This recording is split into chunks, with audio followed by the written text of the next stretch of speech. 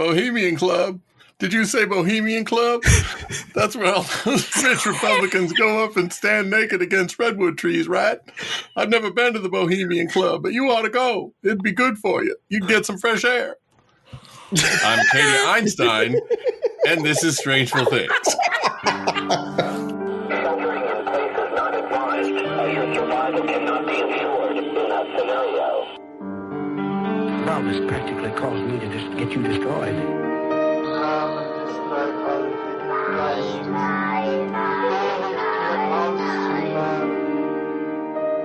Unsolved, unresolved, and super complicated.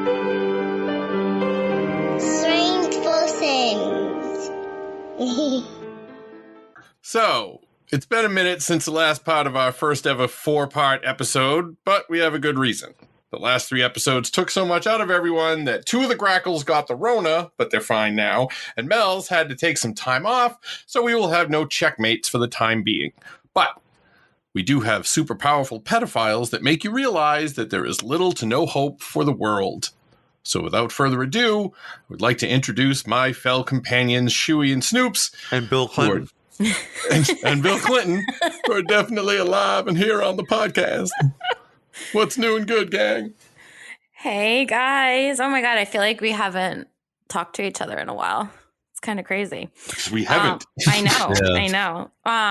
Well, I'll do what I was going to do. What was it, 3 weeks ago? My new is that I got a new job and I started full time. But that turned into a terrible because I immediately got coronavirus once I started.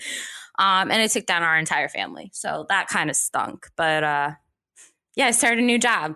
So that's pretty exciting. That is pretty exciting. Yeah. Well, all right. Well, I actually have a couple of fun, exciting things. All right. So besides getting the Rona, which was good, well, really fun, but I became a vegetarian. Woo! And yep, I did for 6 days, and it was a good 6 days.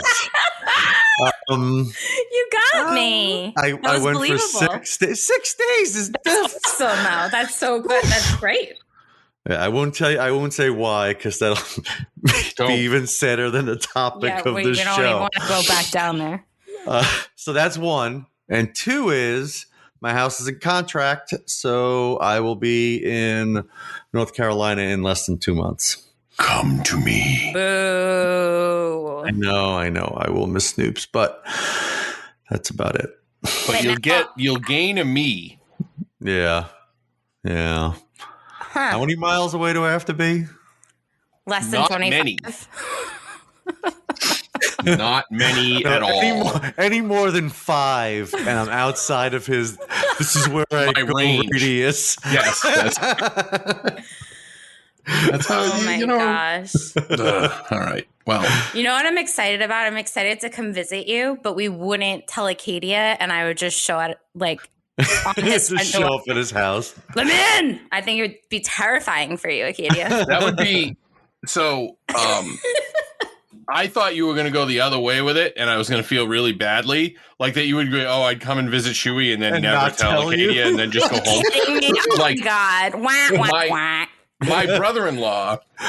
So my mother-in-law lived in Florida, and my brother-in-law's mother-in-law also lived in South Florida.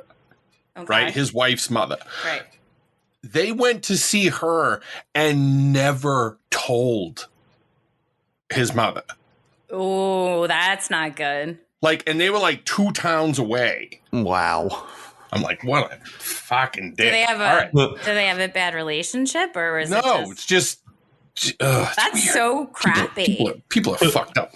All right, well, Well, I don't think they need this show to know that. yeah. And also, he's not super supportive, so he'll never listen to this, so I don't even have to worry about it. Hey, there you go. So, score. All right.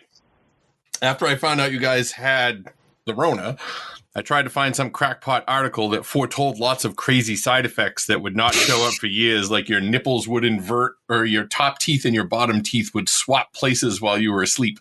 Just picture that. But I didn't find anything. But I did find a thing it from hasn't Cedar. been years since it was invented, so No, but imagine if you woke up in the morning and you went to brush your teeth and they were just reversed. That'd be Just upside down. terrifying. Right? I did find a thing from Cedars-Sinai that has a doctor telling us what we need to do to battle mental health issues related to the long-term effects of COVID. They said, make sure that you are exercising, getting good sleep, and getting good nutrition, he said. Make sure you're not spending too much time on screens, that you're not getting overloaded with information that you can't do anything about, but that you're getting information from reliable sources. And even if you only had to do like one thing out of those things to be okay, I would still be fucked. Exactly. I mean, fucked. I'm getting good sleep. I'm not even getting that. Yeah, I'm not getting that anymore. I slept for like 3 days, right? Like I just didn't. Yeah. Well, there was that. Yeah. Like the other day, I slept almost 15 hours, but that was because I felt sick. I still feel exhausted, but I'm back to not being able to sleep at night. So it's that sucks. Yeah. Score. Yeah, Well, it's great. Yeah, I don't think any of us would do well with those. Well, if you were hoping that you'd be able to fall back on the getting information from reliable sources, then the fact that you are listening to this on this show means that you're super fucked. So you should probably take a walk. Anyway, pretty reliable.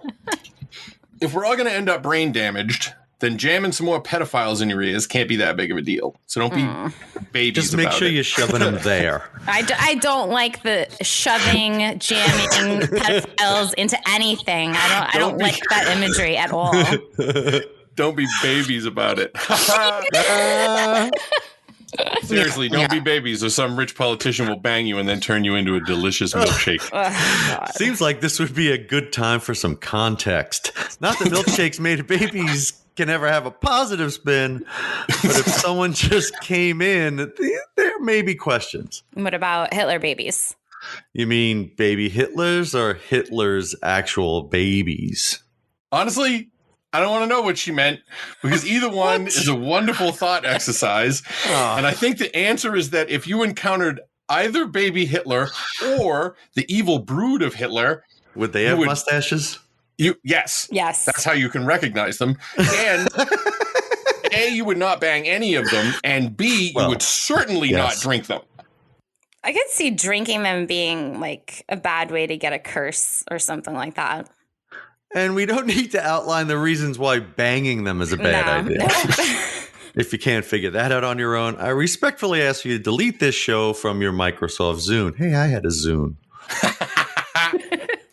The only thing you can do with any baby with Hitler for a last name is either shoot it with an arrow from pretty far away. Oh, God. Or get in real close and poke your thumb in their little fontanelle like the guy in Omen 3 did.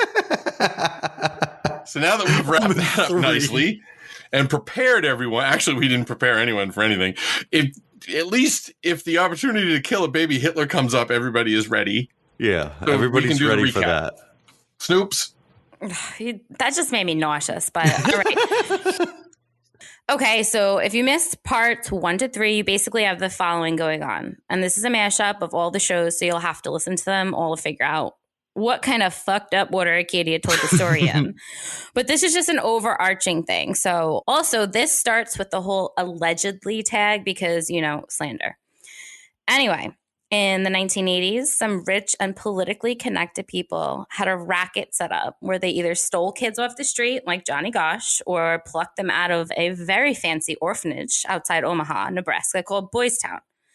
These children were needed because the people in the racket, particularly a dude named Lawrence King, had weird, gross child sex parties where politicians and other well-connected scumbags had sex with the kids and sometimes allegedly murdered them, and according to testimony of one kid, ate them. Now that's good use of the old Oxford comma. And a good example of why it is needed. I love your grammar. Where, though? I missed that one. It's weird, gross child sex parties, because without the comma after gross, people might have thought it was a weird sex party that only involved gross children, which might not engender as much sympathy. Oh, God. Well, you don't think a sex party featuring Schizo Fran or Junkie Jeff would tug at the heartstrings? Have you no mercy for J. Decay? I'm pretty sure if anyone looks really hard at the names of the old Garbage Pail Kids, they will definitely be canceled. And I suppose I'd feel bad for Schizo Fran. But anyway, enough talking about things that stopped existing before Snoops was even born. Snoops, go ahead. I don't even have anything snarky. I have no idea what you guys are talking about. Like J. Decay. that whole old man corner just then. Like, seriously. Anyway, Omaha Child Services got wind of the abuse, and it got to be big enough to have a special commission created in the Nebraska legislature. And their chief investigator, Gary Caradori. Wait, Acadia, this is the last episode. You are definitely going to tell what happened to Caradori, right? Despite the fact that Gary Caradori's story rhymes. Yes. I'm so paranoid because I meant to put it in every episode and haven't yet that I'm going to forget it. I'm worried that I'm going to forget it, so I'm going to do it right after the recap. Like, no joke. I'll just do it and get it out of the way. Sweet. So Caradori got a bunch of kids to testify, and the case went to a grand jury. Except instead of coming out with the indictments against King and the sheriff named Sheriff Wadman, there were indictments against some of the alleged victims of the abuse. One, Alicia Owen, got sentenced to jail for perjury, and she actually was sentenced to more time than Larry King was for the one thing they did get him for: stealing $40 million. So we have a sex ring that reached as far as Washington, D.C. and had a lot of people saying it was true, but nothing ever came of it, which is why it is called the Franklin Coverup and not the Franklin everyone got arrested and justice was done. And through all of this, a kid, later man named Paul Bonacci, was right in the mix. He testified in front of the grand jury. He got indicted for perjury, though he was never arrested. And he claimed to have been one of the people who helped kidnap Johnny Gosch right out of his flip-flops in Iowa in 1982 and got him into the sex ring. So the whole thing was rigged, and we were left feeling gross and uncomfortable knowing that powerful people generally do and get to do whatever they want. So did I miss anything? That was a good summary of the horrors. Pretty succinct. Like, I guess if I were gonna think about it, the simple fact that Alicia Owen, one of the victims, got sentenced to more jail time than the guy who stole $40 million and did all the kid fucking. Yeah. She did sign bad checks. Well, yes, that is true. But that's just a thing, like... Just kidding. Like how we judge crime, right? Because, like, look like Ivan Boesky or something. The guy stole, like, billions of dollars and put thousands of people out of work and all that other shit. And he did a couple years in, like, a one of those, like, prisons that's barely a prison. Fantasy camp. fantasy I prison. sentence you to be a New York Met for an entire long Nobody weekend. want that. Ooh. All right, get back to whatever we're doing. The story of Gary Caradori is fucked on like 19 levels, but here are the facts. Caradori was hired by the Nebraska legislature to investigate the Franklin thing as a part of their special committee. Now, I don't know if that's normal or not. Seems like the government would use the cops to do their investigating, but maybe not. And we learned last week that some cops in Omaha knew that Chief Wadman was dirty, dirty from child sex. Oh, that's the dirtiest kind of dirty. I may have made that last one up. Well, no. Yeah, allegedly. You just put allegedly at the beginning. Allegedly. I don't think that's how allegedly works. Caradori went out on the mean streets of Omaha and rounded up kids who had been involved, or at least claimed to be involved, in the Lawrence King sex parties. He videotaped all his evidence, and it was his tapes of Alicia Owen and Paul Bonacci that the FBI tried to get them to recant. And the stuff he got from Troy Boner and Danny King, no relation to Lawrence King, was recanted. Caradori had over 21 hours of videotape testimony, or I guess it should be called shit some people said because they weren't under oath. But at any rate, he was after even more, which brings us to the really fucked up part. Here's a quote from Crazy John DeCamp's Rest in Peace book. Even if half of what I have heard is true, this is the biggest thing to ever hit Nebraska. Gary Caradori told his wife Sandy late one night in August 1989. Although he was exhausted, the new chief investigator for the Nebraska Legislature's Franklin Committee did not sleep that night. There was more cause for sleeplessness in the weeks that followed. On September 14th, 1989, someone broke into Caradori's home. See, that's what bugs me about that book that I skimmed but didn't quite read. That part about someone broke into his house. Like, I know you left that part in there just to bug me. Can confirm. There was nothing else said about it. Like, the implication is it was related to the case, but maybe he had a sweet keyboard or some other high-end electronics that would surely tempt a thief. It's irresponsible just to stick that in the book. Yeah, but what can you do? The camp is dead, so we can't have him on as a guest, but we can include this other part about Caradori. Ooh. By January 1990, Caradori was writing to Nebraska Secretary of State Alan Bierman. We, my employees and myself, have been followed and questionable situations have arisen during this investigation. Threatening situations have resulted numerous times. On April 13th, 1990, a repairman from the Executone Company reported to Caradori that his phone was tapped, a finding confirmed to him by sources inside the phone company. Well, I'm not sure what the Executone Company has to do with any of this, but he seemed to be being watched for sure. It's got a cool old-timey name. Yeah, that is Executone. Executone. It sounds like we make ringtones for important people. One time I was on the train into the city. Yeah. And I always wore my headphones, obviously, because you're on a train. But then I decided that I wanted a new ringtone. So I was going through every one of my ringtones except that. Oh, no. What I didn't know is it doesn't go through the headphones. Yeah. Oh, you were that annoying guy. Someone sitting across from me just leaned over and went, "Guy, listen, bro." I was fucking mortified. I wanted to jump off the train. All right. That's awesome. If I had the services of the Executone Company, I wouldn't have had that problem. All right. Exactly. I said before that here is the fucked up part, but that was a lie because here is the fucked up part. All right. In July 1990, Caradori called up Loren Schmidt, the state senator and chairman of the Franklin Committee. "We've got him," he said. "There's no way they can get out of it now." Now, this is the quote. "We've got them. There's no way they can get out of it now." Now, that's a really great thing to say if you immediately follow it with the evidence that you were jizzing about. Ew. But alas, Gary left Loren hanging. And instead, he took his private plane that he had for some reason and his kid to see the baseball All-Star game in Chicago.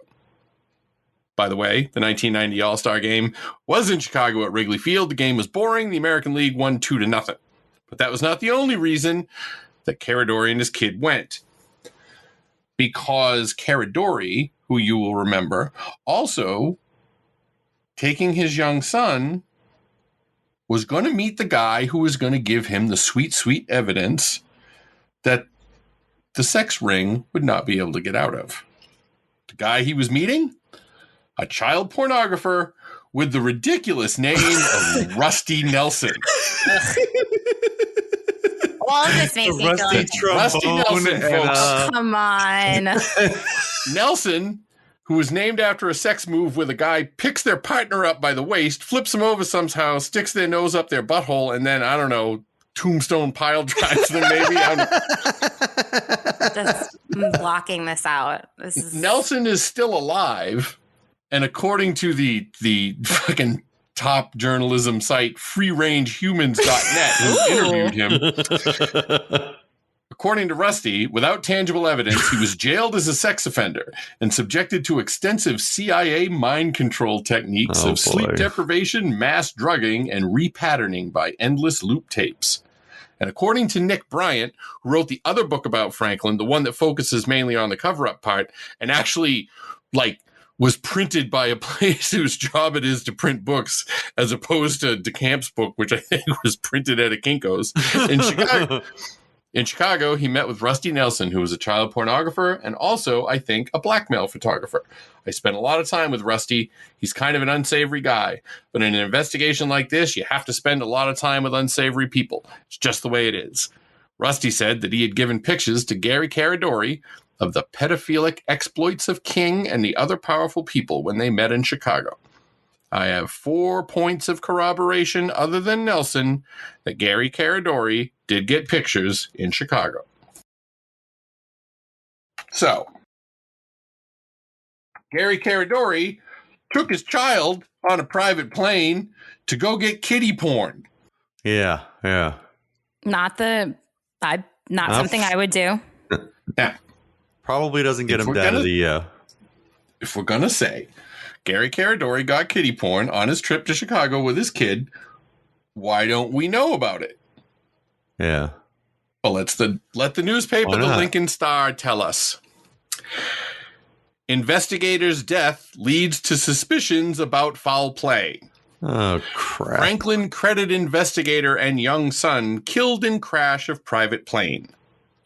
A brother of private investigator Gary Caradori and State Senator Lauren Schmidt say they are suspicious that the private plane accident that killed Caradori Wednesday morning in Illinois might have been murder. He was an excellent pilot, just kind of seems unlikely that this would happen, said Dick Caradori, 46. Schmidt told the Associated Press there were people who wanted to see Caradori dead because of investigation into allegations of sexual abuse of children in connection with the failure of Omaha's Franklin Credit Union. They got their wish. The question to be answered is whether it was a coincidence, said Schmidt, who chairs the legislature's Special Franklin Committee, which hired Caradori. So, his fucking plane... So this is the... Planes crash, right? Yeah. Okay. Except this plane didn't... It broke up. The wreckage was spotted over a wide area. Like it exploded?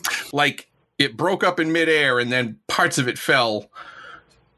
Instead of my plane doesn't work anymore and it's just going to fly down as a complete plane and then crash into the ground. This sounds like Lost. Yes, kind of. So part of the confusion out of the whole thing was what the fuck happened to the plane, because planes just don't blow up. Like when you're designing planes, that's number one, let's make sure it flies. Number two would be, let's make sure it doesn't blow up. Yeah. So, but in our story, the plane blew up or broke up. Gary and his kid were both killed, and the evidence blew up. And guess what? The National Transportation Safety Board never found out the cause of the accident. But since the wreckage was strewn over a wide area, like we said, it was known that the plane broke apart in the air and didn't just crash into the ground. So, got any thoughts? Well, when I was reading this in the Nick Bryant book, it was almost like I knew it was going to happen. So I'm not shocked, but I don't know. I don't know if it was a coincidence or someone did something. Well, I can't imagine it's a coincidence. It's weird. Also, it's also weird to go, you know what? Fuck it. I know I got to go pick up kiddie porn, but let's bring the little trip along and check out the big game. Yeah, that's how old was bizarre. This kid? Like 9? He was like, I was going to say 10, but I think he was between like 9 and 12-ish. You don't think that he maybe had part of the deal to get the information, had to have his kid pose for the guy? Oh, blackmail. That's really So sick. he's not just Rusty Nelson, he's also John Calabasas from the Goldberg.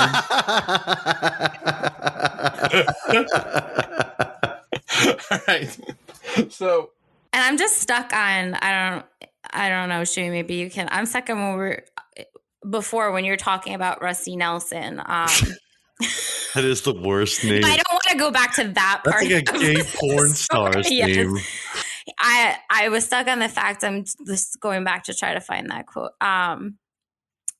Subjected to extensive CIA mind control techniques of sleep deprivation, mass drugging, and repatterning of endless loop tapes. That sounds like being a mom. Like, you don't get sleep. You're constantly drugged up, like Tylenol for the headaches. Maybe other things. I don't know. I think he had watched Clockwork Orange. Yeah, like the loop tapes is just mom, mommy. And oh my God, I get it. Okay, sorry. I just had to make that personal connection there. So we got Caradori, who was doing all the investigating, who was You're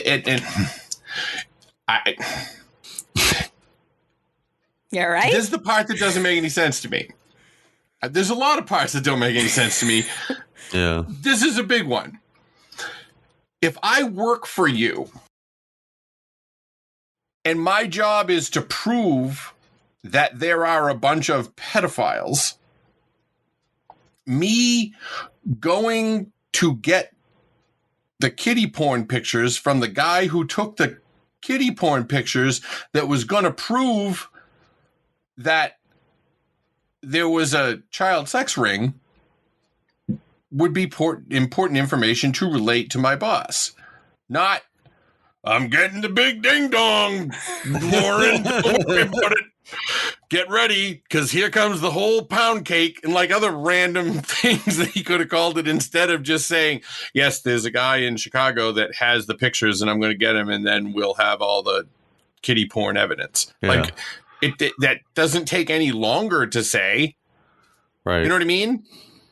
And if he couldn't tell Lauren Schmidt, I mean, maybe, well, no, because if his phone was bugged, then just saying, oh, I've got him now is going to get you in just as much trouble. Yep. Maybe he should have done the pineapple upside down cake thing. They should have had a better code. Did they not have anybody he could trust and he could have just arrested him? Like, I don't understand. Couldn't have had the guy fax the pictures? We already know they're faxing them around. I feel like this is playing into that. We had a brief idea before about blackmail pictures and him bringing his son. But like, if you can't tell Lauren Schmidt, you're in too much of a rush, right? I got to do it. But you have time to think to take your son and go to a baseball game. Like, that's what I'm saying. You got to go get your glove sport. You might catch a foul ball. I don't know. It just makes sense. You're going to have to show him to this man we meet so that I can get some pictures. He's just going to take a few snaps of your sack. Don't worry about it. Right. So we're in the end game of all this. Oh, thank God. And I still have to bring in Bohemian Grove. Oh, God. So buckle up, Grackles, because we're going to talk about Paul Bonacci again. This time in relation to America's Most Wanted. Aww. In November 1992, they did an episode on Johnny Gosch. And in the show, Paul Bonacci talked about a brand, like a cow brand, that all the sex slaves got, and they showed the brand on the air during the episode. Well, the America's Most Wanted phones lit up, and a lot of the calls were kids saying that they had the same brand. God. I'm not sure why they needed a show to tell them that they were sex slaves when presumably they knew, because being a sex slave is probably memorable. But, like, I just can't imagine someone sitting there going, yeah, I'm going to kick off my shoes and watch America's Most Wanted. Wait a minute, I have that just brand. like what I have. Maybe I was a sex slave. That's why my ass is burning. No wonder I don't know anything about my life before I was 12. Isn't that what happened with Nexium, though, the cult? is that the Yeah, women were getting knockout. branded, and once one person came forward, the other women were like, "Oh, I didn't know there were so everybody came forward." Like I feel like it was one of those situations. Well, that's I a sex guess. cult, so it's Right. probably really similar. Not too Yeah, but far I mean- off from these weirdos. Yeah. I mean, unless the brand is like in the shape of like, I don't know, like a guy's like, what are you're gonna make a brand? You're gonna invest some time into making a brand. You know what I mean? Well, did you see it? Did you see pictures of it? Yeah, but it wasn't very good. No, it's weird, but It reminded know. me of, and it wasn't the same, but one of the things that Troy Bonner talked about at the sex parties was the, How do you know what he talked about at the sex parties? I've watched 5 million hours of testimony, grainy testimony about all this. And what they would do is they would take two kids and they'd make them stick their arms together next to each other, like hold them out straight. Yeah. And they'd light a cigarette and they'd drop it between their forearms. And then the first one to move lost. And I guess, I don't remember, get fucked more or something. I don't know. It was Or just less, terrible. like, do But you or win? less, I don't know. So I won. I Oh, don't know what they crap. thought was a prize in that fucking Yeah. scenario. Everything was terrible. So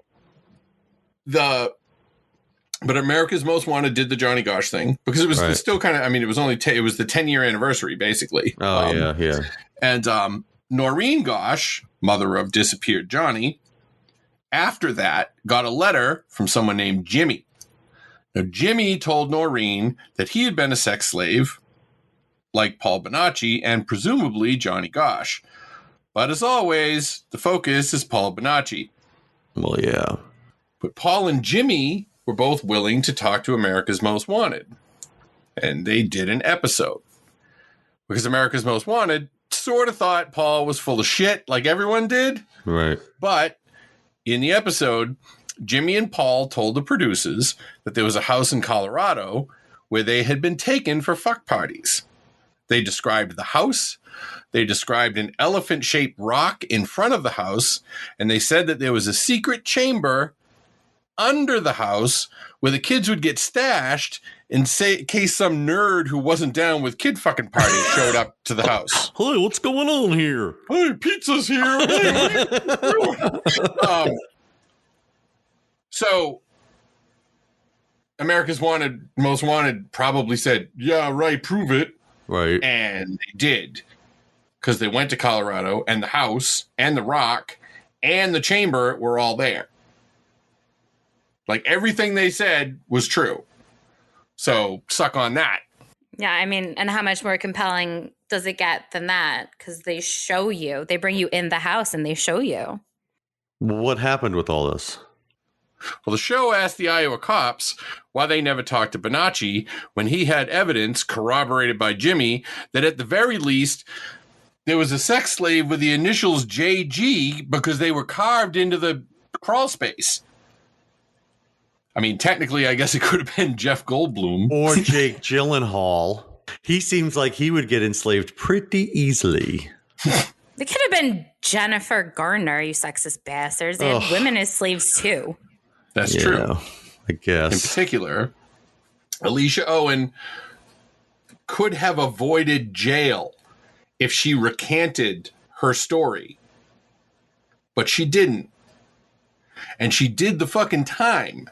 And she never changed her story. Right. She didn't, as far as I know, even take back the part where she said Chief Wadman was the father of her kid. Which seems like it would be pretty easy to prove at this point, so someone might want to track down that little fucking lead. Unbelievable. But we're staying focused on the fact that not only have the Iowa cops never interviewed Bonacci, the FBI told John Walsh not to air the second Bonacci episode. But John Walsh didn't give a fuck and aired it anyway. Such a badass. But compelling evidence or not, the whole fucking sex ring is still considered a hoax by the general population. So feel free to take time now to bitch about how unsatisfactory this feels. Are we Like- going to talk about how amazing John Walsh is? I mean, Well, yeah, Now he gets old people to overpay for security systems or some shit. So I guess life just balances out. There we go. That's true. But I mean, okay, but seriously, I think the amount of wait a second, this doesn't make sense, or why wasn't this looked at, or just the obvious glaring things have piled up so much that it's almost like it's been a joke for a while, but it's infuriating, really. It is. Mm-hmm. It's just crazy that people are just willing to ignore it. Like, granted, I think it's because you're dealing with people that, are marginalized, and people there's like that Family Guy episode when they get arrested and then they're in the chain gang and Joe's like pretending he's hurt because he knows the guard will look away because nobody wants to see it because it's too depressing. A handicapped guy going, oh, they're like, look away. So people do that. Like they just don't, it's like they don't even see it, Yeah. Mm-hmm. I don't know. Now, it doesn't even seem like a cover up now at this point. Like you're not even bothering to cover it up. Well, I mean, speaking of that, there was a whole fucking Johnny Gosh thing in the 90s. Yeah. That involved like Bo Dietl, I think, that Private Eye guy, and then some other shit. It was a lot of weird, like, I'm a news show, but not really. Because I know Don Imus or some shit like that. Like, I don't get exactly what all of it was. Right. But Noreen, the mom, said that in March of 1997, her son, accompanied by an unidentified man, showed up at her door, and he opened his shirt to reveal a birthmark on his chest, proving that it was him. They talked for about an hour, and he didn't say where he was living or where he was going, and that was kind of it. So that was in the Johnny Gosh episode. That was the thing. I was like, I need to be quiet because that is a huge thing in this entire the Johnny Gosh one that I don't know. That just weirds me out. I'm not sure about it. I mean, wow. Like he came home and revealed himself to his mother, who's been tirelessly looking for him for the better part of the last 20 years. And she just accepts that. And that's the end of it. And it was just so strange in the documentary, like how she was just like, yeah, I'm still going to find out what happened to him. Like I don't know. It was just really weird. Yeah, like what are you doing? Sex slave shit. I gotta go. Yeah. I got an appointment actually. Hey, yeah, sorry, I'm late. These papers aren't going to deliver themselves. Can I borrow the little red wagon? But the other thing is, like, I don't know. Maybe she would have said, "Hey, have a drink," and given him a glass, and then said, "Hey, cops. Here's a glass. Why don't you look at these fingerprints?" You know what I mean? Like, there's a bunch of ways that could have happened better than the way she described it. Now, I'm not saying she's a liar. No, I'm not saying that either. I'm just, I just imagine as a mom, if you spend your entire life trying to figure out what happened to your son, and then he shows up on your front steps, like just even the way that she described it was just so secretive, and like she wasn't telling the whole story. That's kind of where I feel like it wasn't the whole story. Yep. It wasn't. And other shit happened too, but it's not. We're not going back to Johnny Gosh. Here's what happened to Johnny. Like, Johnny Gosh got kidnapped by the sex ring. He got made a sex slave. Now he lives on a farm and he's super happy, I assume, because this has a happy ending. Let's go with that. Yeah. All right, we'll go with that. Now, I was going to include the finders in this episode, but there's not enough room. Oh, thank God. Yeah, we don't need a quintology. So we're going to have to do a thing on the finders for the Patreon. So I guess I'm going to put a commercial for the Patreon in this episode. Ooh. By teasing the finders. What? Yep. So here we go.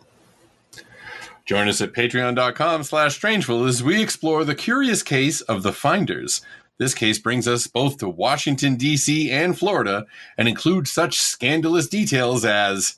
An informant had told Bradley that the finders operated various businesses out of a warehouse in D.C. and housed children at a second warehouse. The information was specific in describing blood rituals and sex orgies involving children, and an as yet unsolved murder in which the finders may be involved, wrote Martinez in this report. So join us as we explore another group of weird sex monsters who didn't fit into this episode. That's patreon.com/strangeful. I feel filthier about that than a lot of things. That was a very shameless plug. It was. I liked it.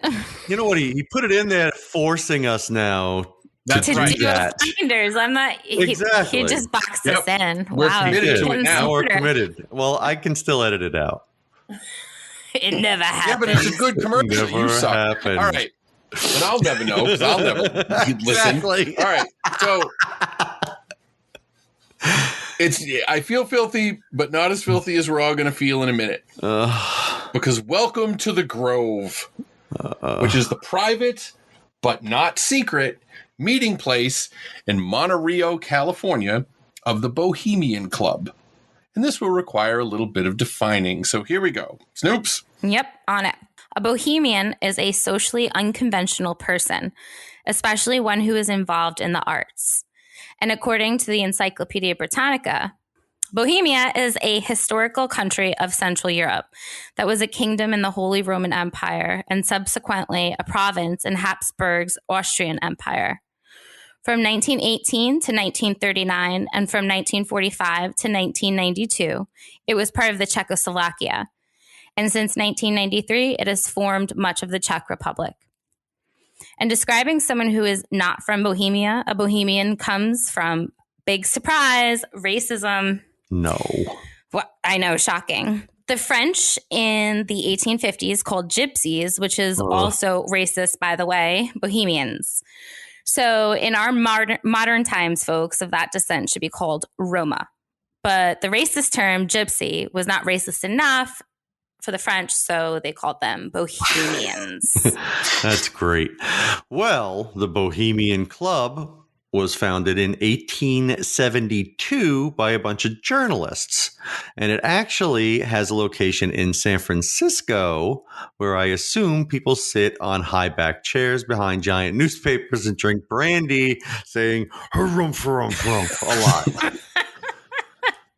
But the place we're concerned about is in Northern California, which is also where San Francisco is, in a town called Monterey. And the club itself only goes to the Grove for one big thing a year, though members can go at other times. Like, people actually work there. Security, it seems like, for the most part. Yeah. And there are approximately 1.2 million podcasts that will tell you lots of stuff about the Bohemian Club and the Grove in excruciating detail. But we've been doing this for 4 episodes now, and I'm not trying to drag it out more than it already is. So I'm just going to give you a quick rundown by quoting the Washington Post with one little thing that I'm going to stop and bitch about. Every July, some of the richest and most powerful men in the world gather at a 2,700-acre campground in Monterey, California, for 2 weeks of heavy drinking, super secret talks, druid worship — the group insists they are simply revering the redwoods — and other rituals. Their purpose: to escape the frontier culture or uncivilized interests of common men. The people that gather at Bohemian Grove, who have included prominent business leaders, former U.S. presidents, musicians, and oil barons, are told that weaving spiders come not here, meaning business deals are to be left outside. One exception was in 1942, when a planning meeting for the Manhattan Project took place at the Grove, leading to the creation of the atom bomb. A spokesperson for Bohemian Grove say that people that gather there, quote, share a passion for the outdoors, music, and theater. The club is so hush-hush that little can be definitively said about it, but much of what we know today is from those who have infiltrated the camp, including, and here's where I'm going to get pissed, Texas-based filmmaker Alex Jones. Who the fuck? Where the fuck would filmmaker be an adjective for Alex goddamn Jones? Yeah, that's some. Did he write this? Jesus Christ. Filmmaker. Did he post something on YouTube, like in front of a green screen? There was a little stretch of time where I could draw like realistic looking boobs. Right. Can't do it anymore. And I'm probably sure that realistic was not the right term, but the fact is that I did it. Nobody says artist, Acadia Einstein. Right. No, that's the same. Anyway. Yeah. Fucking idiot. Jones and his cameraman in 2000 entered the camp with a hidden camera. So why did he need his cameraman? To hide the camera. Couldn't they hide the camera on him if it's hidden? I don't fucking know. How do you hide a cameraman? I brought my man. Why is there a guy that keeps yelling, standing? Why is there a bush next to him all the time? Oh my god! Now, there's no trash cans here at the Grove that look like that. That's Jesus. I think I hit my quota for stupid things to say this show. All right, I can't say anything else. All right, so at least I can laugh at myself. They legitimately got into the place, and at one point they got on a bus, and the person that told them, and I forget, because they have like bunk houses like real camp. But there's like 1,000 people. Like it's big, but they got on a bus and they just acted like they belonged on the bus. And somebody was like, "Hey, who are you with?" And they're like, "We're with the Hillbilly Troop," which was like what they called the Texas ones. Right. And they were like, "Sure, whatever," because security guards are always like, whatever. Yeah.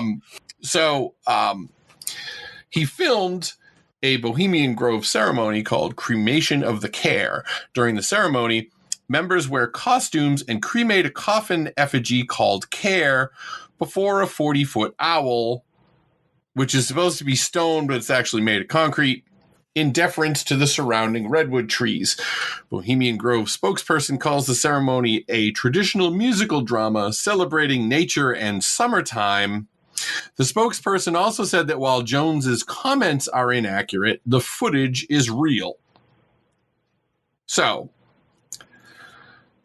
Bohemian Grove is a thing. The quote from the beginning was Bill Clinton, because somebody asked him during a press conference, and that was the answer that he gave. And if you want to talk about presidents at Bohemian Grove, I will throw in this quote from Richard Nixon. This is what he said about the exclusive club. I can't wait to hear the voice. I love it. The most faggy goddamn thing you could ever imagine.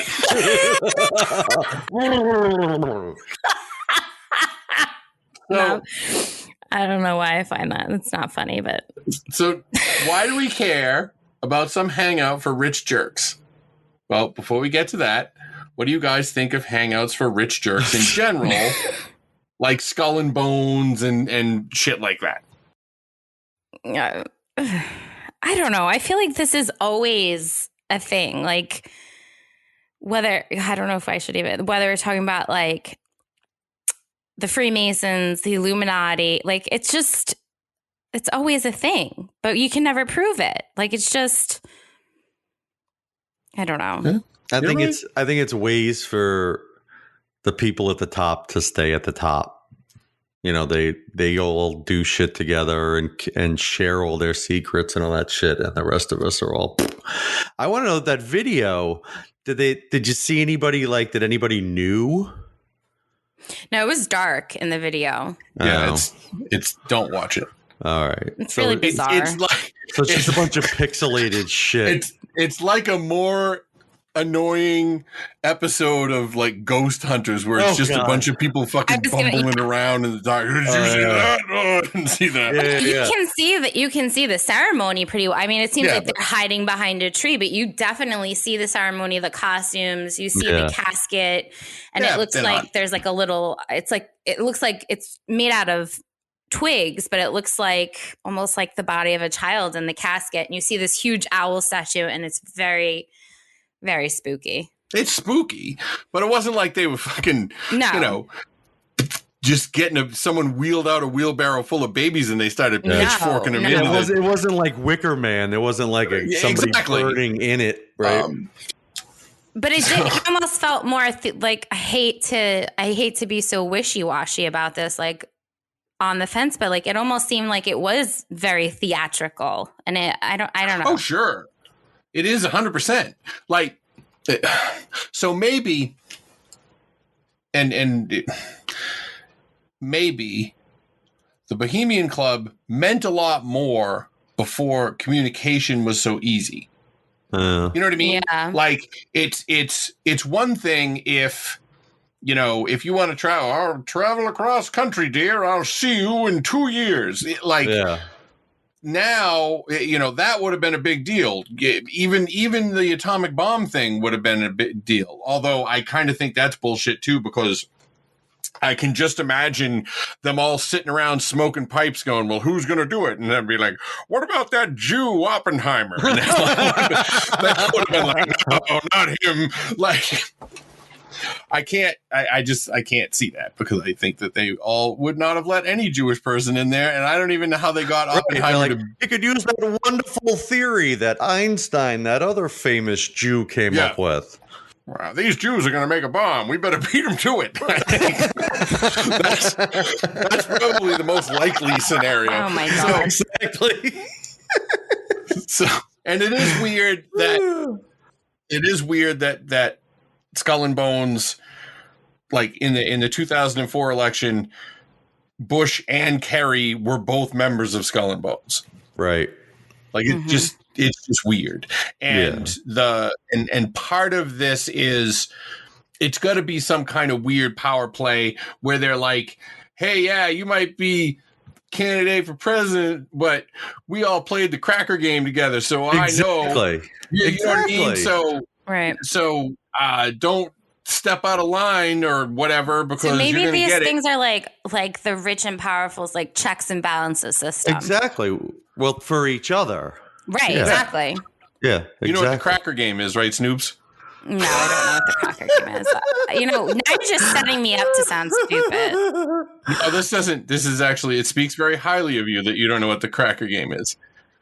Let's put it this way. Do I want to know, or do I just not? Just I want to keep my. If you were in the cracker game, it would be rigged, because you would lose.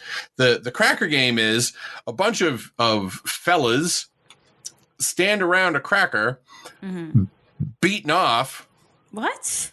Yeah. And the last one to finish jizz on the cracker, you could just say finish. Has to eat the cracker. Eating it up. I've also heard that with pizza. The level of nausea that you have given me in this 55 minutes. I've heard that with pizza too. Yeah. So pizza doesn't make any sense. This is a real thing. What? I've heard pizza.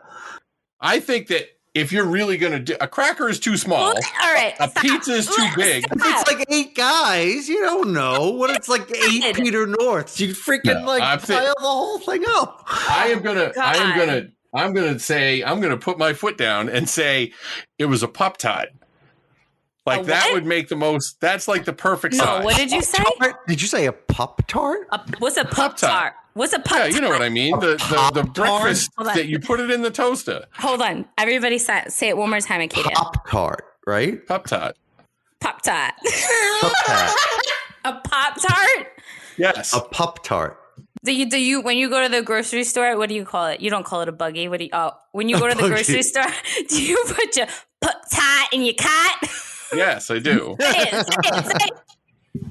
I put the Pop-Tart in the cart, and then I get all my buddies to come and fucking squeeze on it. All right. I was trying to change the subject. We had to circle it back around. Anyway, Anyway, Anywho, we're pulling into the station. Oh, no. I was going to say one more thing about secret society. No, you know what? I am going to say one more thing about secret societies because whatever.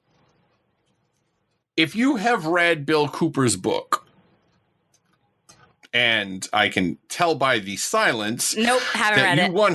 100% have not read Bill Cooper's what's book. the name of it? Yeah, I don't what's know the name of it? I don't even know authors. who that is.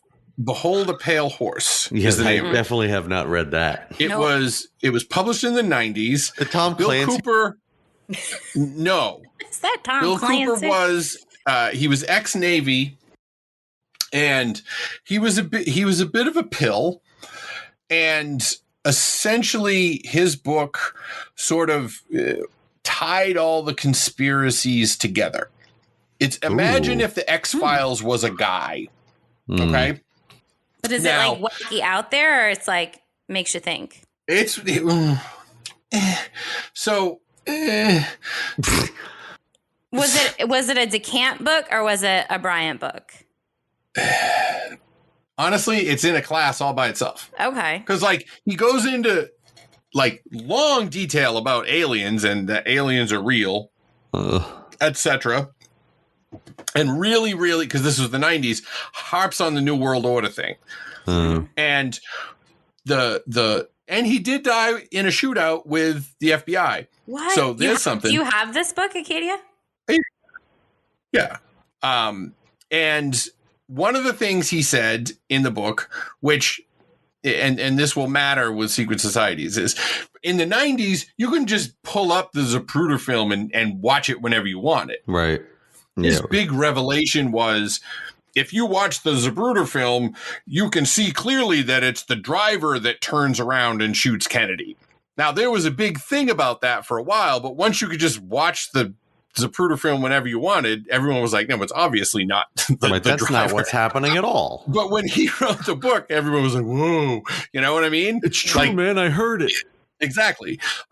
He also went on and on and on about how everything is actually run by the Bilderberg Group and the Council on Foreign Relations, and how do these people that aren't elected dictate foreign policy and international affairs so much, and blah, blah, blah, and everything like that. Now, these groups actually exist, but the legitimate, I'm the head of the Council on Foreign Relations, is a guest on Morning Joe, like, all the time. Yeah. So I'm kind of going to think that if they were actually pulling the strings of Earth, that they wouldn't, I don't know, be on Morning Joe. I think they could probably find a better show to be on. No, but you might do that to stay under the radar. Right. I guess. Like, But, well, how often does Bill Gates or Jeff Bezos do interviews? They never do shit like that. Yeah, that's true. Well, damn I it. feel like when you're that important, you don't need to do the interviews. Right. Though, The right? Donald Trumps have to do shit like that. Like people who are confident Don't. and came from less. No, not like Gates came from nothing or Bezos came from nothing. well, but- also, like, I don't know, if Jeff Bezos wanted to get interviewed, he bought the Washington Post so he could just go, hi, I'd like me to interview me. I like he my doesn't- head on the cover of the paper. well, we're pulling into the station on this All right, because good. there's a reason that Bohemian Grove is even in this story. And that reason, big surprise, is Paul Bonacci. That guy just Yep. keeps popping up. Because according to DeCamp's Popping book, you know what? Wait. I always make you guys read the terrible stuff. Yeah. But Nope. this time, I'll read it. Some of it, anyway. The beginning. Wow. I mean, I could just skip it or do like a recap of it. Like, what do you guys think? I think you should read it totally because Snoops and I had COVID and we need to rest. I agree. And reading terrible things is definitely not restful. Neither. No. I mean, neither is listening to them, but this is the life we have chosen. All right, perfect. Now the We Had COVID card has officially been played and can never be invoked again. Well, And all I have to do is read some repugnant shit that you guys still have to listen to. that's Now, true. As the lovely and talented and very much missed Mel's would say, checkmate. Aw. You said no more So here we go. checkmates. You said. I have to hang edit out it No, out with but you. this now. was it All right, fit and too now, perfectly. okay, now we're gonna hang it up on the wall. We love emails. It was a Love you, pure yes, and she would have appreciated how She I would. checkmated She'd be you like, guys. yeah. Yeah. First, the setup, and this is super important. And mercifully, this part is not gross. Here's Bonacci. Thank you. In or on July 26th, I went from Sacramento, California. King flew me out on a private plane from Epley Airfield in Omaha to Denver, where we picked up Nicholas, a boy who was about 12 or 13. Then we flew to Las Vegas to a desert strip and drove into Las Vegas and to some ranch and got something, then flew on to Sacramento. We were picked up by a white limo and taken to a hotel. I don't remember the name of it. We, meaning Nicholas and I, were driven to an area that had big trees. It took about an hour to get there. There was a cage with a boy in it who was not wearing anything. Ugh. Nicholas and I were given these Tarzan things to put around us and stuff. So we have Paul and some poor kid named Nicholas going to Vegas and then going to Sacramento and then going to some place with big trees. Now, I mapped it. And Sacramento is 2 hours from Monterey. And San Francisco is an hour and a half away from Monterey. So I don't know why they went to Sacramento if they were going to the Grove. Maybe because there's a part of Sacramento called Old Sac, which sounds gross, and they're scumbags. Who knows? But it was definitely not the shortest way they could have taken. And, Bonacci said it took about an hour. Maybe give him a break. The kid was a fucking sex slave. Whatever. So now I'm going to read a tiny excerpt of the whole story that Bonacci tells about the place with the tall trees, just so that you know I'm not a chicken. But you might want to brace yourselves. Ugh. All right? No. They made Nicholas and I screw each other, and one of the men put the dead boy's penis in mine and Nicholas's mouth. I didn't want to write this because the man forced me to bite the boy's penis and balls off. Oh, God. It was gross, and I saw the film where it happened and started freaking out and remembering what they made us do afterwards to the boy. They showed us doing everything to the boy. I was there for about 5 days attending parties, but only recall cutting my wrist, which is why I stayed 2 days in a hospital under a name I can't recall. Some guy paid for me. What dead boy? Where did a dead boy come from? You can't just jump ahead with a dead boy. I did kind of just slip the dead boy you in there, just- didn't I? whoop, Yeah. Right All in right. our laps. Thank you. Here's the recap Snoop's got from an article.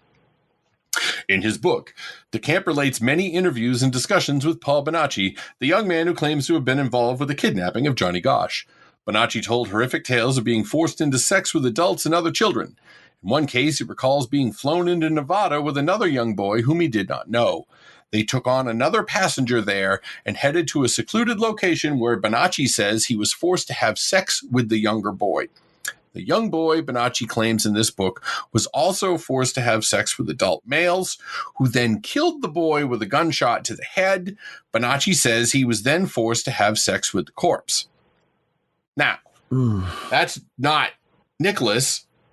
It's another boy. Another boy. The way this recap makes it sound, it was Nicholas that got killed, which is not what it was. Right, that's what it You know sounded what I mean? like. Yeah. I think it was the boy in the cage. Yeah. Right. Like if I go back to the fucking monstrous thing, he said, all right, well, now I'm going to skip a bunch of it. I'm actually going to skip a bunch of it. Please do. Blah, blah, blah, horrible thing, horrible thing, horrible thing.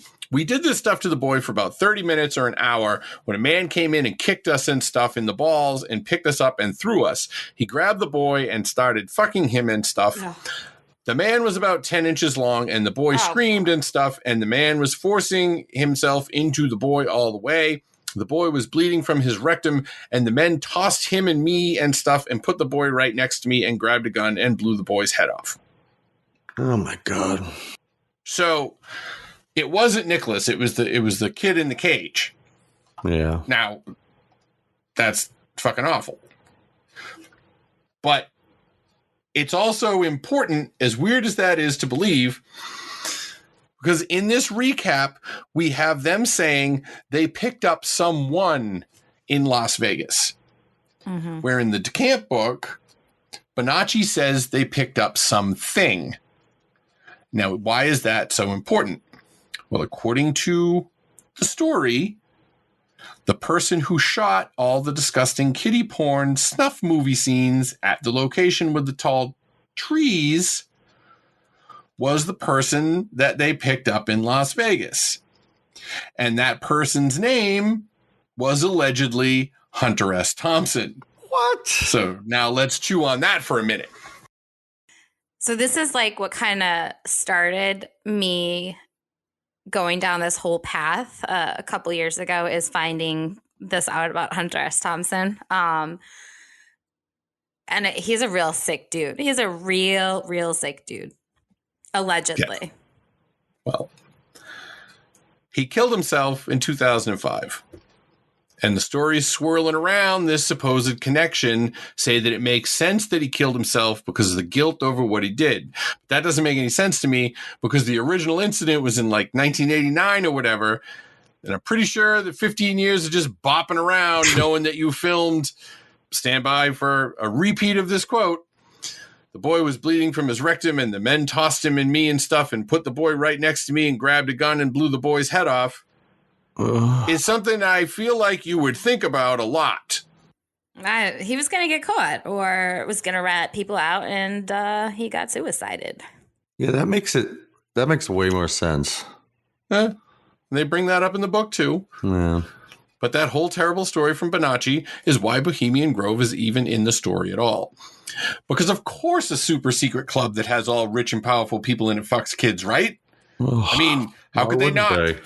And Satan too? Well, I mean, sure. They got a big ceremony in front of a big stone owl. But yeah, see, this is where everything crashes together. Yeah. I mean, we have pages of info about how Johnny Gosch was described by other sex slaves using details nobody would know but his mother. And we have the Washington Times doing a series of stories on DC sex rings involving kids. But doesn't it, at the end of everything, come down to rich, powerful people wanting to bang kids and I guess afterwards shoot them? And that's what we're going to close out this series talking about. So we're going to get to theories. Because we've presented all the evidence. It's time for closing arguments, right? Mm-hmm. Theory number 1. Rich people just love banging kids. Now, this seems like a stretch. I don't know if it does. Well, so here's, from my standpoint, if you want to bang kids and you're poor, you just have to lurk somewhere until you get run out of town. Right. Right. But if you're rich, You just buy them. you can get a kid. Like, Right. No, It's a but thing. it's not about that. But I don't think it's about. See, well, no, this is what we're here to talk about. yeah, I don't know. I think that you're going to find this kind of sick, dark, twisted, morbid shit in any class. Whether I don't think you will. No. I think it's because, well, I don't know. Like, I'm not saying all people with money.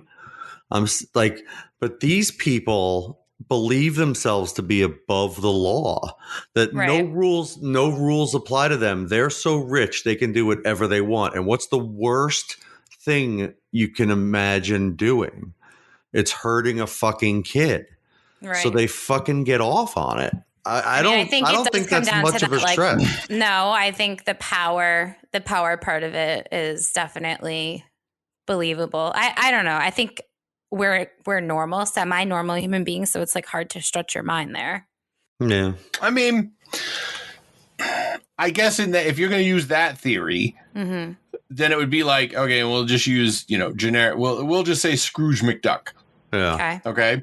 Scrooge McDuck, there was nothing that he couldn't buy. Right. There was nothing that he couldn't do. Right. So by your theory, Shuey, the only thing the only thing that would like excite him anymore is to do stuff that he can do but shouldn't do. You know what I mean? Right. Like he said, well, I'm tired of diving into my thing of money, so bring Huey, Dewey, and Louie over here. Oh, God. Like, I mean, the last one's name is Dewey, so I guess. God, you're ruining so much for me. So the idea of that theory is that you get so rich that at a certain point you're just dead inside because you can do anything you want. So you're either going to have sex with kids or hunt humans. But I think those people are mostly dead inside anyway for what they had to do to get to where they are. I don't know. So, all right, just... even somebody who's spending billions of dollars helping people, how many people did Bill Gates destroy on the way up? Okay, yeah. Netscape, that's for sure. Yeah. I don't know. So do you feel like, just to like devil's advocate it, do you feel like this is an inevitable like stretch of like when you make it that big, like this is what you're gonna do? I don't think it's in you have everybody. to be that. No, I don't think it's something that everybody would do, and I don't think it's something that most of them do. Mm-hmm. But I think there are people like look at how people get off hunting big game and stuff, even though these animals are almost fucking gone. Right, like they just get off like. It's like you see movies where they like eat like endangered species and shit. Right. Like I believe these people get off on stuff like that. Mm-hmm. Yeah, that's true. No, I agree. I think it's more likely the number two. Well, the other thing about the rich people one, because remember there were politicians involved in this too. I don't know where the politician part comes in. I think the politicians would do what the rich people told them to do. And in order to be part of the gang.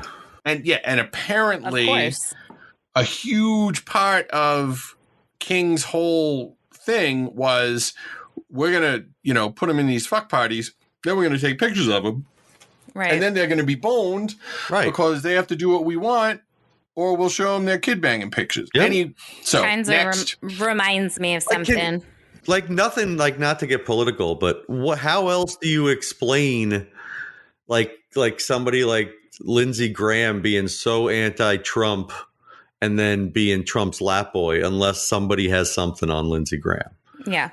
There's or like Ted Cruz becoming like a Trump lapdog, even though he was like one of the most vehement opposing people in the Well, I think it's easier for me to see this like in the politician arena. Like, I don't know why it's so easy for me to group them together and be like, yeah, they suck. They're all bad. They're all power trip. But like, I don't know. The rich, the class thing, I don't know. I don't know. Yeah, when you watch the shows like Housewives and stuff, you can't help but think these are all wonderful people. Sorry, but number one, the only shows I watch are on the Travel Channel. So Discovery ID. That's about it. I don't know. I don't know. You just want to be one of them. I do want to be one of those rich and famous. And that's why you're like, oh, well, no, I admire rich people. That's why. Well, the kid will be bad. I won't be bad. Exactly. I don't want to be one of these, but I'd like a new truck. Yeah. That's the fact that that's what you said pretty much ices the fact that it will never happen. Like if your idea of rich is I want a new truck. I got small dreams, Acadia. A brand new truck. You don't really get rich. Not new to me. To please me. It doesn't even have to be it doesn't have to be new. It just has to be new to me. That's it. Yeah, all right. Well, theory number 2, Satan made them do it. Yeah, see, I told you. So I don't know about this one.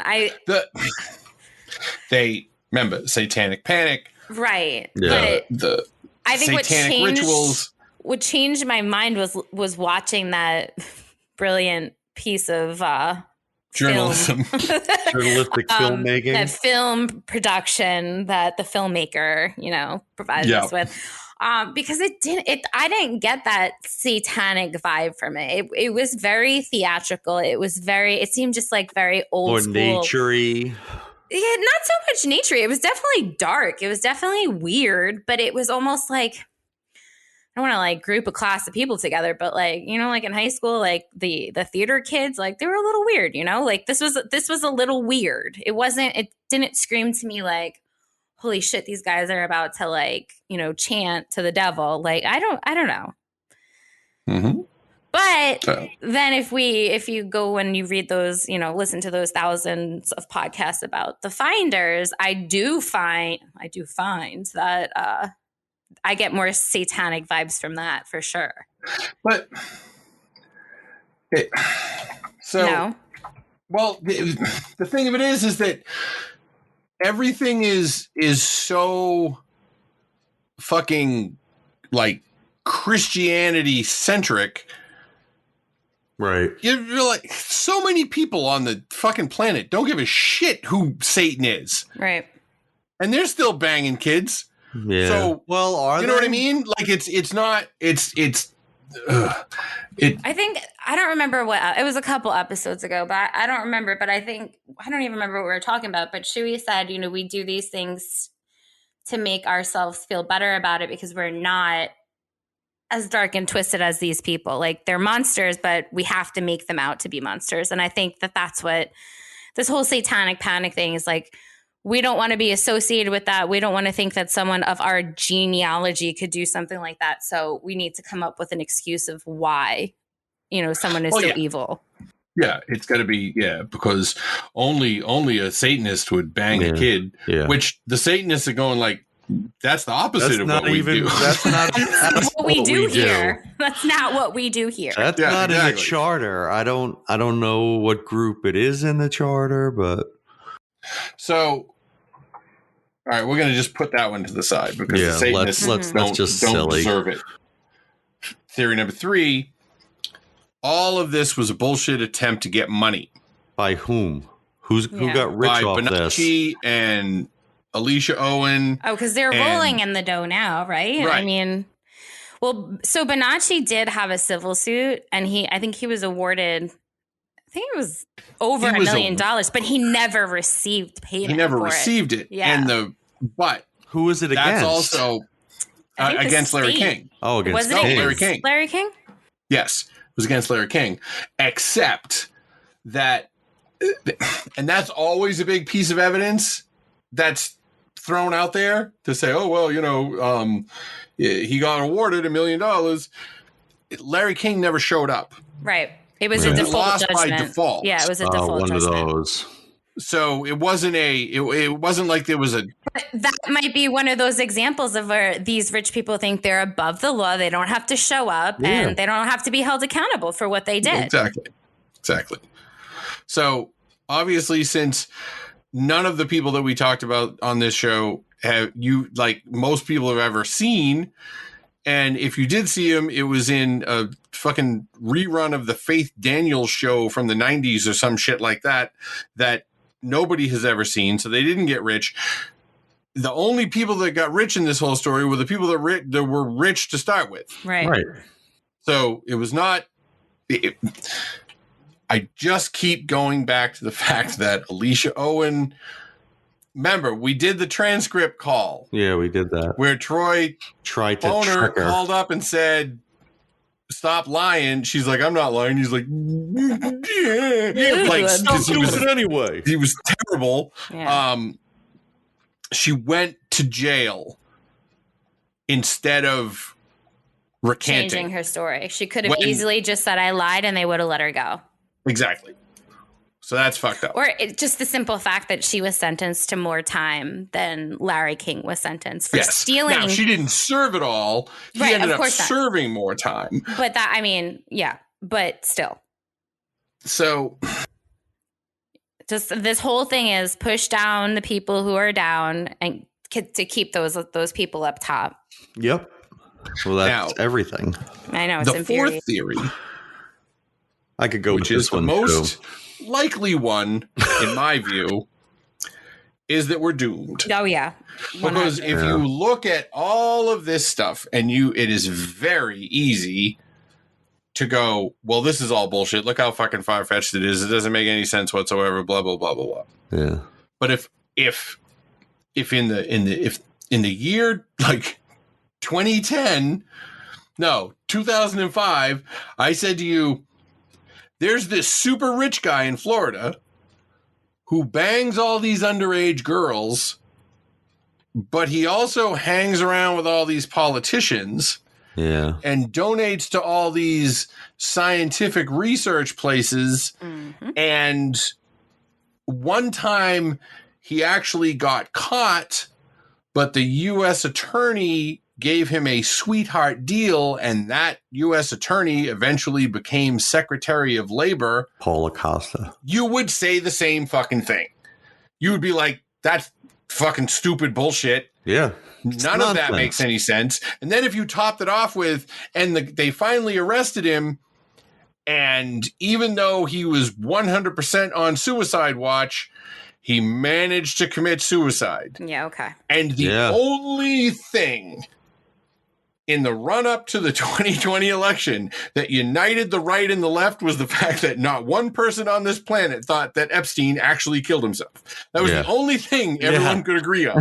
This has been like the thing we've kind of been like jumping around the last couple of episodes. I think we actually had to edit it out because it's been hard for us not to talk about this, but you get so infuriated and you're like, this is crazy, easy not to believe. But then you look at Epstein and you're like, oh, wait, it literally just happened in front of everybody's eyes again. So exactly. Yeah. Like the first time the sweetheart deal he got from Acosta was admitting that he raped a girl, but instead he got for the same act, which by anybody else's rape with an underage girl, he gets prostitution. Right. And that's not even, just by definition. Right. Like you can't solicit an underage girl. Which makes it, and it also makes it her fault. Yeah. Right. Well, yeah. It's absolutely by definition of the law, you can't have consensual sex with an underage. So it's just how they bend the rules for these powerful people is terrifying. It is. And the other part, and we could go into this and do a whole nother episode on it and everything, but I'm exhausted by the fucking This has rich. absolutely ruined my life. I'm going to tell you that right now. They don't even understand really how he got his money, which makes a lot of sense if you're getting fucking 15-year-old girls for everybody to go to your secret island to bang. You're talking about Epstein. Well, even just his whole story is so bizarre. The fact that he was a professor, having never had the credentials to the way he's been able to manipulate. It was a con man. He's just always a con man. It blows my mind to have that much confidence to be able to just play whatever role and not expect to be called out on it. Because you're above the rules. You're above the law. So crazy to me. So I do something wrong and I'm nervous for weeks afterwards that someone's going to find out or forget about it. So. And by do something wrong, I mean roll through a stop sign. I don't really do anything wrong. Yeah, I'm sure you fret over rolling through stop signs. Yeah, I'm sure you. I'm going to end this part of it, the we're doomed part of it, with a Trump quote about Jeffrey Epstein, and it's not Bill Clinton went, Prince Andrew went, there's people all over the Elon Musk, Dershowitz, all these fuckers went. Now, do I think they all went and fucked 15-year-olds? That's what I wanted. Do you think that Elon Musk, do you think that, are they all in this class of psychopaths that, I mean, they're there, right? So if it says in your face, as Bonacci says, they've seen it. Why has nobody done anything? So to me, that puts them all in the same disgusting bubble. We're Elon Musk. Right. Elon so Musk does it matter if he didn't do anything? But he was there and he didn't. It's like the bystander effect, right? If you knew and you did nothing, then you're just as guilty. You're guilty, yes. Okay. Elon Musk is a piece of shit. As long as we're all on the same page here. I will fight him Yeah, he's to garbage. set it up. He's a modern day Thomas Edison. He's just takes. No, credit he's for- not. Because Thomas Edison invented shit. Elon Musk Really? just buys shit that other people did. But that's what and Thomas says that he Edison did. had people that worked for him do everything, and he Right, but- put his name on it. Yes. It's the same shit. It's today's except version that of that. it's worse in Musk's case because Musk just buys. It's just he didn't money. invent Yeah, I know. Tesla. He bought it. He bought it. He didn't Yeah. invent PayPal. He bought it. Yeah. Yeah. And then He we used his overthrew the apartheid Bolivian money. government to get him lithium. Piece of shit. Anyway, I'm gonna poke him in the eye. so Trump says, "I've known Jeff for 15 You're not doing years." Trump with a voice? No, I can't. Oh, come on. I've known Jeff for 15 years. Terrific guy. Trump told New York Magazine in 2002. Terrific He's a guy. lot of fun to be with. It's even said that he likes beautiful women as much as I do. Like my daughter. And many of them are on the younger side. Oh, Cool. This cool. was in an article yeah. in New York Magazine. Right. Cool. Yeah. So, and I'm not, never mind everything else you think about Trump. In 2002, Trump was the apprentice rich guy, or maybe it was even before the apprentice, just guy talking about some other rich guy, pointing out the fact that he likes women on the younger side, Yeah, he which likes young women. seems like such a weird thing to point out. Yeah. You know what I mean? Yeah. And it seems like it's one of those public, like almost like a pull on the leash. Like maybe Epstein did something like, and Trump like dropped that, being in pure Trump fashion. Like, okay, I'm gonna pull this out on you. I don't. Get him back I in don't- line. I wouldn't give him that much credit, brain wise. Yeah, I maybe. No, I think because Trump likes to just say things that either will make He's a people hen. laugh. Yeah, like he's Yeah, just he's a looking hen. for, he's He looking for heard the it and- claps and yeah. So anyway, to wrap this up, Please, everything is terrible. yes, And if you want to, there's plenty of stuff.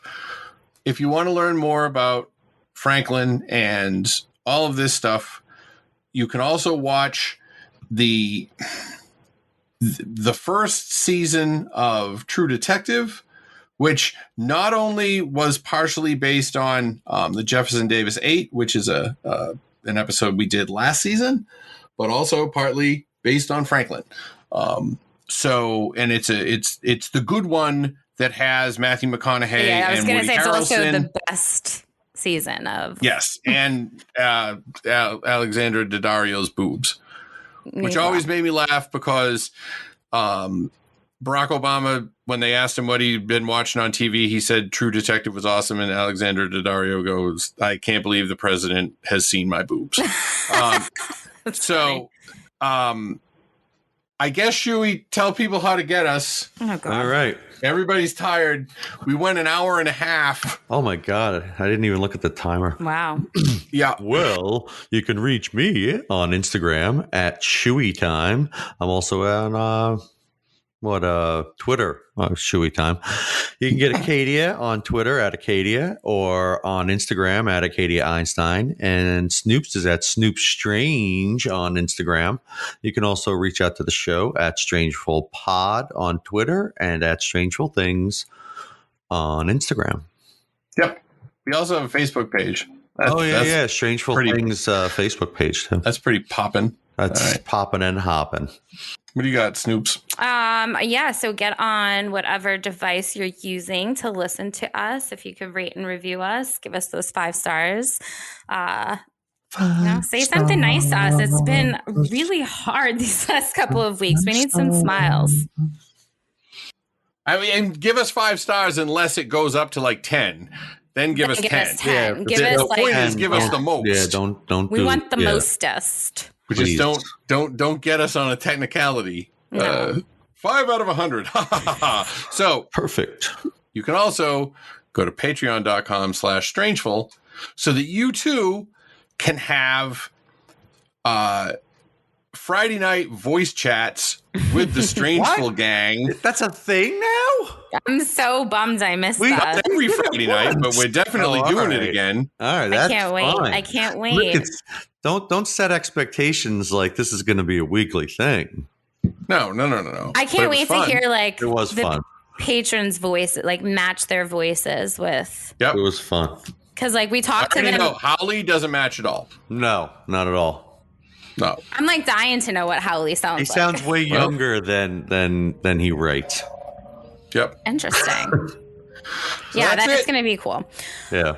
All right, so guys, my usual, I can't even, just don't agree to do shows like this with Acadia because it will ruin your life reading about this, and just, I'm not doing kid stuff anymore. Listen, Snoops, Yeah. listeners, just keep on flapping. And Snoops. you'll get through stuff. Yeah. You're wrong because you will. Bye-bye.